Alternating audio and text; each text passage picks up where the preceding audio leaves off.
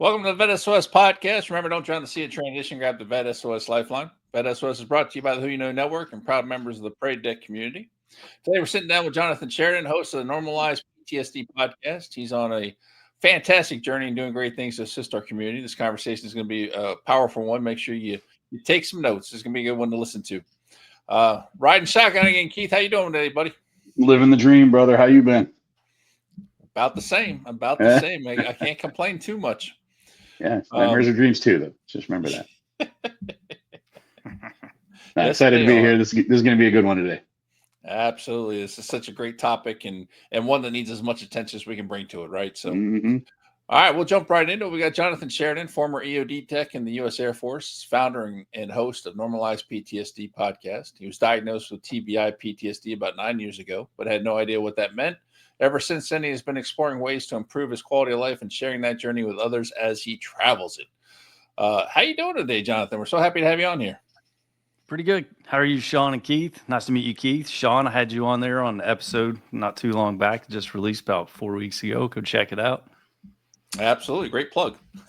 I got one more for Abigail Manning. She's the one that connected us, and Abigail Manning, she's got some classes that she just released, and if you use Authentic Health, you can get a grant and access to those for free.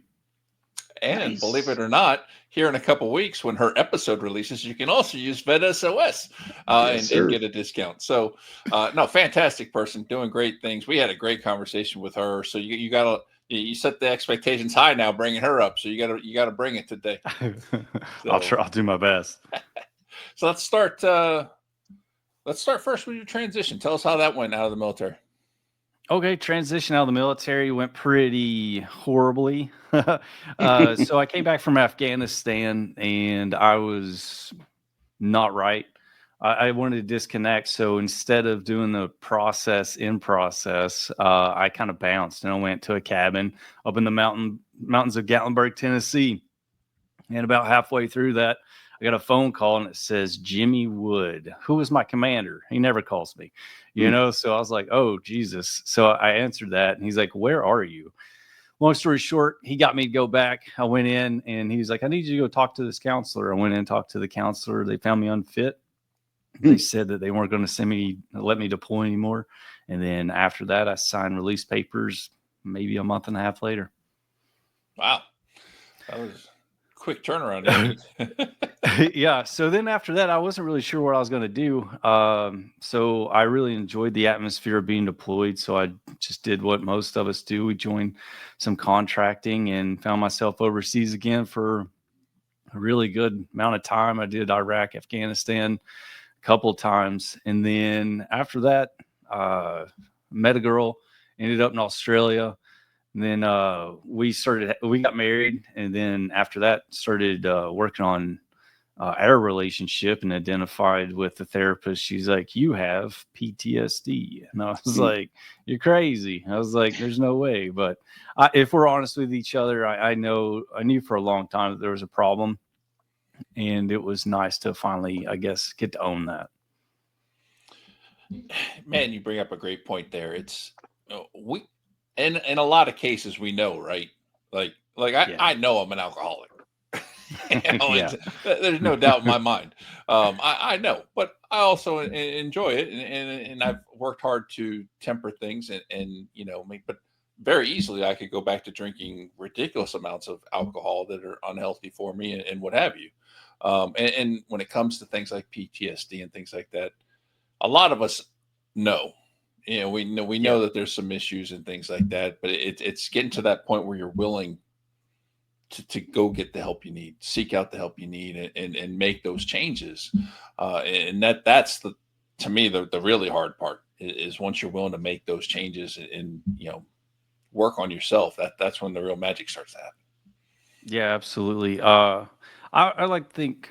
I remember having the thought after Baghdad, my first deployment out there.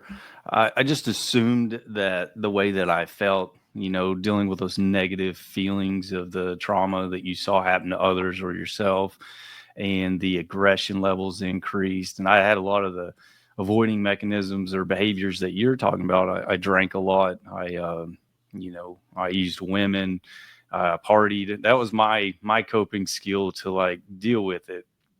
But the thing is I don't know.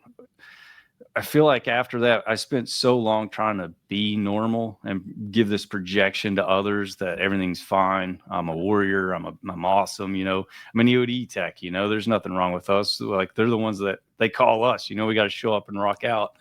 So I feel like once you finally make peace with the fact that you do have some mental health challenges and you really can improve those, I feel like you stop putting so much energy in that projection and trying to pretend to be someone, putting it toward actually becoming the person you wish you could be. You're lucky I didn't have my yellow flag from football in here, man. When you said there's nothing wrong with us, I was going to throw the flag. I spent 4 years in the EOD battalion. There's a lot of things wrong with you guys. Yeah. I joke. There's so much. Yeah. We're a lot of fun, but you got to watch us too. Well, I mean, and I say this with all due respect because I love my EOD brothers and sisters. Amazing job they do, and some of the best people I ever served with. But there has to be something wrong with you up front to be willing to go disarm bombs. I'm just saying, it's kind of like jumping out of a perfectly good airplane. There's kind of something wrong with you, in my opinion. But you know, the ones that I had the honor of serving with, man, just an amazing group of people. And, you know, trying to explain to people about EOD, I'm like, you got to think about it. They don't have the opportunity to be wrong. No. If they're wrong, that was the opportunity. There likely isn't a second. Right. You know, so it's one of those jobs that you fully understand where the play hard part comes from, because of the stress of the job and what you guys have to do and everything like that. So, but yeah, all due respect to the EOD community, man, absolutely love that community, and the work you guys do is just amazing. And it's horrible for support people, though. Horrible for support people, because you guys all call each other by your first name. You all do whatever the hell you want, and you know, you get intel guys and supply guys in there, and they're like, oh, we can't do this. Yeah, no, we definitely did. We had one in Bagram, and it was challenging because they're from the traditional military, and yeah, just like you said, we're coming in, hey Bob, you know, hey Kip, you know, we even all have nicknames. Mine was Sleep, you know. It's because we would party so hard because back in the day, like Iraq, Afghanistan, the IED factor was so high. There was a good chance that we would either come back not whole or not come back at all. So we would party as if we were going to die. And a lot of that led to, some shenanigans. So my nickname came from, I partied for about 2.5 days before I went to Baghdad. And then I slept when I got to Qatar before getting to Baghdad. I slept for about 3 days straight. And then after that, the nickname Sleep stuck forever. And that's that story. And we'll leave it to that. There could be worse. Yeah, there could be. We got one named Jugs. All right, well, back to the family show. All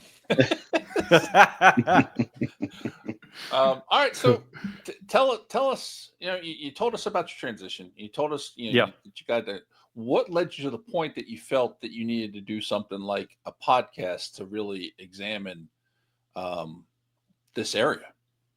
Okay, so when I first really got aggressive with my mental health, I guess it was me and my ex, we separated. And then after that, I had an opportunity to really just sit down with myself and be honest. And it's like, hey, if we're going to move forward, let's move forward in the best way we can. I was really struggling with suicidal ideations. I was dark. So I jumped in, I guess, feet first. And my approach was just staying open-minded to absolutely everything and be like, if you read and it says it helps with mental health, let's try it. So that led me to some weird places. I went to like yoga. I went to hot yoga. Like, I don't know if you ever been to a Bikram yoga class, but I hadn't. But I walked in, I didn't know anything from anything. And I just put my mat down. And then the instructor walks in. She's like, oh, you're a brave one. And I didn't know what she was talking about. She turned on the dragon's breath. And it was the heater. And I had set my mat right in front of the heater. So it was the worst class of my entire life. But I tried, I read a little bit more about psychedelic assisted therapies and stuff like that. So after about 5 years, I started getting a lot of improvement, and I made a lot of mistakes too. There's things that weren't good for me. There's different types of breathing techniques to lower and de-escalate like stress in your body. Meditation actually works really well for me. And then I started realizing the thing about mental health and your journeys with mental health is we're all unique. There's nothing about any of us there's some commonality, but that's why there's so many different modalities. And then I started noticing a pattern with people I talked to and respected. They had to have a higher purpose, and part of that purpose, giving back to the community they care about. The more I dove into the mental health world, and I noticed that EOD, we have the highest suicide rate of any military branch or career, not branch, because we're in all branches. But the fact that our suicide rate is so high, I lost a lot of friends and coworkers overseas to IEDs or combat, but I've lost more to suicide. And it's really sad because we get back and their name we have a ceremony down at Eglin Air Force Base where we put someone's name on a wall every year. Their name doesn't go on the wall. It's just, it's almost, it's just really sad. And then after my journey, realizing that I now wake up without suicidal ideations, my first thought back in the day used to be I wanted to die. It wasn't like I wanted to kill myself, but I was accepted of that. If it happened, I was going to be pumped for it. I was ready to go. But to go from that to wake up with purpose and meaning, I feel like that really started to hone in once I started this journey about normalized PTSD and reaching out just basically to anyone. VET S.O.S, I was connected through Abigail Manning. We just crossed paths by accident, and it's just meeting these really awesome people and then listening to what their process was and what helped them. That it leads me to different things. I just did, I would say 5 episodes on psychedelics, and I would have never guessed psychedelics is a thing, but if you start reading at some of the research from the early 70s, it was showing really high success rate, especially for suicidal ideation, cigarette cessation, alcoholism, and all of those. Once you understand, what those represent, then you can kind of see patterns. There's a lot of things that we do to avoid addressing issues, and we all deal with that differently. I know someone that he works so much, he never has to ever sit down and be present with his mind. And that's how he copes with it. I know others that they drink religiously, or they smoke so much weed that they're just in a fog all day long. All of these different aspects aren't horrible until you take it to that next level. Then it gets a little bit, extreme. But yeah, I feel like that led me to the podcast idea. I started thinking about it. I was like, well, this has been a really wild journey. I've learned a lot. I like to start sharing that information with others. So I did one episode. I have still never edited or listened to that episode. It's my first episode, but I figured if I was going to do this, then, and ask other people to be vulnerable and tell those intimate details about how they struggled, because people from our background, it's we're not supposed to be weak, we're supposed to be the strong ones. And it was really surprising after starting this journey, some of those guys that you look up to as leaders and just awesome human beings, to find out that they struggle too with the same stuff. You're like, wow. All right. So then that really opened my eyes to hey, we need to just open this discussion up. Let's all talk about it. And I have talked to so many awesome people and learned so much cool stuff. It's been a really fun journey. That's awesome. And sharing the stories and then hearing the things. And I love it when leaders are willing to come forward. And Keith, you can attest to this, when leaders are willing to come forward and they're willing to share their stories to educate and help the next group, it's just so powerful, because that real life story of somebody makes a huge difference, right? Mm-hmm. Yeah. And I even think back to tour. Well, it wasn't my last tour, but yeah, I had a full bird commander who time in the SF community, lived that hard life, and he, in front of the entire formation, is I seek, or I go to counseling, I go to behavioral health, normalizing it, just trying to rip the Band-Aid and the veil of secrecy off of this thing. and you said something interesting, and I'm sure you're familiar with it, but it's like, we feel like, oh, we got to be strong. We're the ones that are supposed to be strong. But I would argue all day long, and I'm sure you would agree, that strength comes from asking for the help and admitting that you have these issues, because it's actually easier to just try to hide them, whether it's at the bottom of a bottle or in a pill bottle or whatever it might be. To stand up and say, I need help. It takes so much more strength to do that than it is to just try to cope with it. So, the normalizing of PTSD, like, for anybody listening or tuning in, like, because Sean mentioned it. I don't even remember if we'd started recording yet, but Sean mentioned, like, we all know, right, in the back of our minds, like, I know I'm an alcoholic.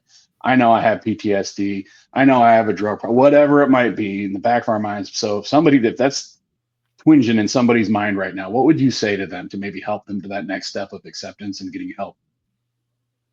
I would definitely reach out to mental health counseling, even if you don't think it's that severe, I think, like, you go to a doctor every year to do a physical checkup. They check your blood, check your heart, the whole thing. I think it's really good to do that with your mental health. I definitely do that. Sometimes Bernie, she's so funny. That's my psychologist. And she talks to me, and when she's thinking, she goes, so she just constantly does, But I love talking to her because she's just such a uplifting, positive person. And a lot of times when we talk, I talk about mental health a lot. I research it a lot, so I know a pretty good amount about it. But when we talk, she's always teaching me something new. She's always giving me a perspective that I find interesting. So it's like, I think doing a mental health check is pretty awesome. And then just to put into, like, perspective of how I think systemic the mental health issue is.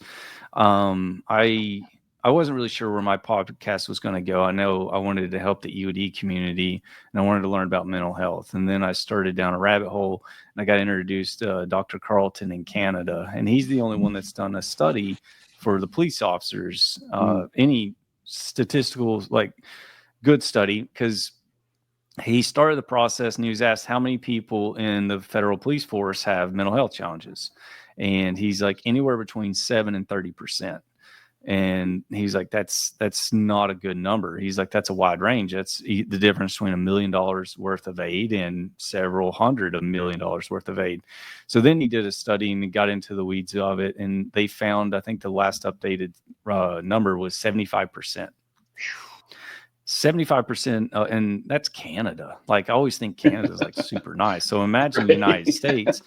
There's not a study that I'm aware of that shows the systemic nature of all first responders. And I'm talking nurses, doctors, cops, firefighters. Like, I feel like the military, we've got it really under wraps now, that, and it's kind of normalized in the sense that combat veterans, people spent time overseas, they might have some mental health challenges. That's pretty common. I feel like there's still a bit of a negative stigma there, where, like, oh, you got to watch. Let's not give them guns. They're crazy, and it's like, well, I wouldn't go that far. I don't think PTSD makes people that much more violent or anything like that. I think it's just, it's an internal struggle with your mind, but then you look at the societal impact. If his numbers are right for federal police officers who have that much support, imagine nurses who don't have anything, or doctors who don't have anything.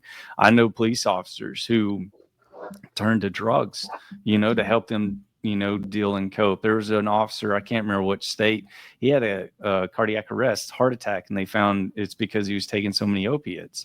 But he was an outstanding police officer, but that's what he had to do and what he chose to do to deal with his mental struggles. And I'm like, the more we have to avoid this conversation, and I guess not just really lean into the fact that mental health should be addressed like physical health, the more that people are just going to suffer.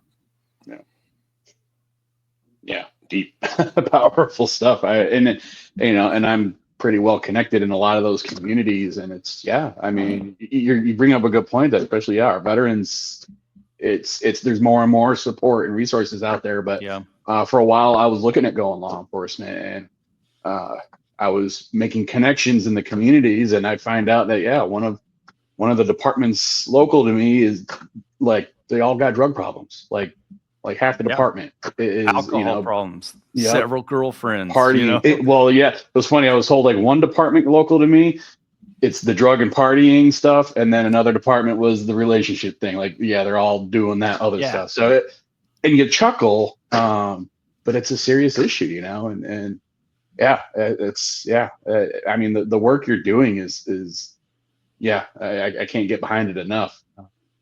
So I guess what was it? Oh my gosh, Sean, I lost my train of thought. All right. Sorry. Well, while you regain it, yeah, you brought up the point of seeking mental health, and completely agree with you. But the thing I would add on top of that is don't give up on it. I'm a stubborn Irish, SOB. There's certain things I like, certain things I don't like. I'm very much a D personality, so I'll go to a therapist and be like, hey, no, I'm not talking to you. That's not going to happen, And so I learned early on that don't stop, go to someone else, especially if you're out and you have regular insurance, go to your doctor and request a different one. So don't give up on the process, because it's important to find the right fit. It's kind of like looking for a job, you want to find the right fit for you. And the same thing happens with accountants, because you're going to be talking about personal things, and you need to be comfortable with that person. So don't give up on the process. If you get somebody that doesn't work for you, try someone else and keep trying till you find that person, because the benefits of being able to talk through issues and get things off your chest is huge. So being able to do that is definitely something. There's a high percentage of males, especially men, more so than women, that don't have any friends. They're out there and they don't have anyone to have these conversations with, and that's a really good point for psychologists. That's what one good benefit they're there for. But you brought up not giving up. I had a friend. We're sitting there, and we're sitting in a parking lot of a bar after it closed, and he was telling me about how he's tried mental health, and I was like, well, yeah, I get it. And he's like, yeah, it just didn't work for me. And I was like, okay, well, you train jiu-jitsu, right? And he's like, yeah. And I was like, you train consistently for a while? He's like, yeah. I was like, are you a black belt? And he's like, well, no. He's barely a blue belt, And I'm like, exactly. I was like, it takes more than a few efforts and a few moments to get to where you want to be. I was like, if you want to get to exceptional mental health, it's going to take time, especially if you spend years and years doing avoidance behavior. I'll tell you right now, I've done almost 10 years, 11 years of pretty solid positive path mental health, and I still slip up. I still make mistakes. My natural inclination is being lazy. I still like a drink, there's things that I still have issues with. And if I'm not mindful with that, I can see myself leaning toward the direction of those bad habits and those old habits, because those habits were started when you were a kid. I feel like we all learn how to be who we are through our childhood, and those patterns of behavior stay unconscious, and it just rules your life until you become aware of it. And once you identify negative and unhealthy unconscious patterns of behavior, then you're able to self-correct those and improve who you are. And with effort and repetition, you improve that and become more mentally resilient and become the person that you always wanted to be. Yeah. Boom. Yeah. Where's the bomb? Sorry. And I remember the question I was going to bring up. So, which is great to lead off of this, I think, too. So for the folks listening, I asked about the twinging of the mind, the folks that, hey, maybe you need this, but with you doing so much outreach, I'm kind of curious what your take is on somebody listening who knows somebody, that, because this is a touchy subject. Again, it's almost like, any other addiction, if you will, like, trying to broach the topic of alcoholism with an alcoholic who hasn't accepted it yet, kind of thing. What advice would you give to somebody to try to support somebody else that they care about? That, how do they broach that topic? I'll just say it that way. Whew. That's a tough one. When I first got into this, I was like, I want to help people. And I went at it hard. And I met friends Right. A bit aggressively. I was like, you need to fix your shit, sorry, no swearing, No, and I'm like, what I you're love doing it. is wrong. And that is not the approach. Yeah. I had friends that didn't talk to me for almost a year. I was like, I'm sorry. And then I started talking with a couple other people, like Boulder Crest. They have a book out. I don't remember the name of it. I thought I had it here somewhere, but there's a section in there. It's like, to help others, you have to be in a good spot. Work on yourself. And I really, that resonated with me, and it kept, like, it was like a little seed, and eventually just kept getting watered by positive affirmations, and then I realized the best way that you can help others is being an example of what you think others should be. And if it's successful, they'll want to be more like you. They'll ask you, like, hey, what are you doing? What do you like? How do, things like that. If you have a friend or a spouse who is struggling really hard, marriage counseling. I'd recommend, if friend, group counseling. If you go to therapy, be like, hey, can I bring my buddy? If you're in that atmosphere, be the vulnerable one or the strong one, whatever you want to look at it, and just talk about it. Like, I disconnected myself from my EOD community pretty hard when I first got out, because I felt a bit jaded. I felt like I was kind of pushed to the curb. I did what I was supposed to do. I went to war. I saved lives. No one died. I came back, and after that, they're like, you're mentally unfit. And I was like, I'm great over there. I just can't do this civilian stuff with all you people who are all normal. Like, put me over there with a gun all day. But I could see that I was getting so desensitized to the aspect of death that I was taking risk in my personal life that was pretty high. So reconnect with those brotherhoods, those bonds, that's a really good one, because you're going to find your struggles that you're having, other people are having them too. So that's what I'd recommend. Just have the conversation, talk to them, be like, hey, have you ever thought of it? I have one person that's really important to my life, and they just started therapy, I would say a month ago. And they were of that old generation, which is like, pull your boots up, like, there's nothing wrong with me, and it's like they finally owned it. And to see the transition, it was almost night and day. Like, I got a phone call saying, I'm sorry I was so aggressive for so long, I'm like, there's nothing wrong with that. I was like, I did it. I still have bad feelings and memories of thinking of my family, where I was a bit aggressive with my sister in particular. She said something, and I told her to shut up or something like that. And in my family, we don't swear. If we did, my mom would slap us, like, it was, grew up in the Bible Belt. It was all with respect. You treat your family with respect, that kind of environment. So to like show any signs of even elevated aggression toward them, it's something I really struggle with still. Yeah. Wow. Powerful, an amazing answer, I think, Jonathan. So powerful stuff, and such a great answer. Meet them at their level where they're at, and just show genuine care. Wow. Well, it breaks my heart to say, but we are at time. Man, awesome. I could keep going, but holy cow. So for our folks listening that are interested in either, getting the help or seeking your assistance, or maybe reaching out to support you even, what's the best way for folks to get a hold of you? You can check me out. I'm usually more active on Instagram, but also have a Facebook. It's Normalized PTSD. I have a website, normalizedptsd.com. You can find me on all those. If you hit me a message on Instagram, I can definitely respond. I'll get back to you as soon as I can. If you shoot me an email at normalizedptsd at gmail.com, I can also respond. And if you're anyone out there who has come out the other end, and you're improving your mental health, and you're looking to share that story, I love every story. I think they're all fantastic, and I'd love to sit down, chew the fat with you, and just, see where it goes. Yeah, that's awesome. Yeah, thank you so much for joining us today, Jonathan. This has been an amazing episode. I'm absolutely loving it, and hopefully we can bring you back on again soon.